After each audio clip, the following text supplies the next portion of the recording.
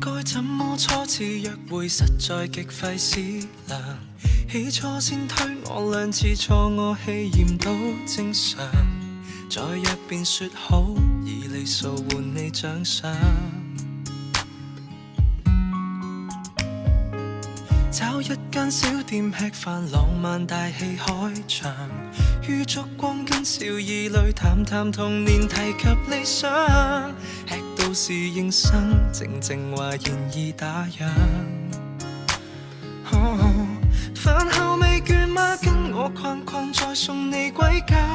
我可以為你關起手機純靈魂對話，怎知道霎眼就談到赤柱了，錯過了你我的家。能像個書生錯約佳人，蝴蝶滿心飛，不過未走近，多想一見即吻，但覺相襯，何妨從夏到秋慢慢抱緊，明月正偷窺這對璧人，何用太心急入盲路低溫，承襲古典小說裏優雅的情感，情願待身份才獻吻，不急於一晚散盡10萬夜那溫柔，一針針跟你刺繡年華悠悠，怎會悶透？放西雙燈紅樓，仍攜着你手。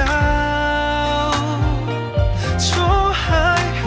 我喜歡雙雙漫步在霧裏，講攤牌實在是沒趣，跟你這一種老派冤侶，只想約會到8000歲，未醉寫詩作對。能像個書生錯約佳人，蝴蝶滿心飛，不過未走近，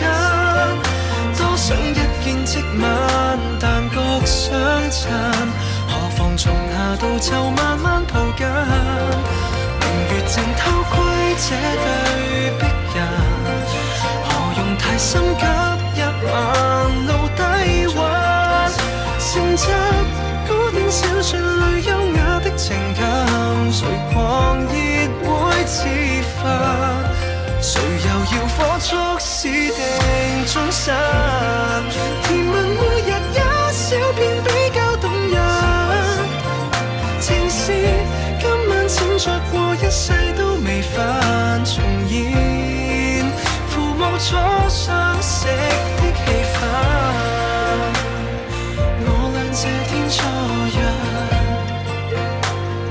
逛遍市區所有路燈。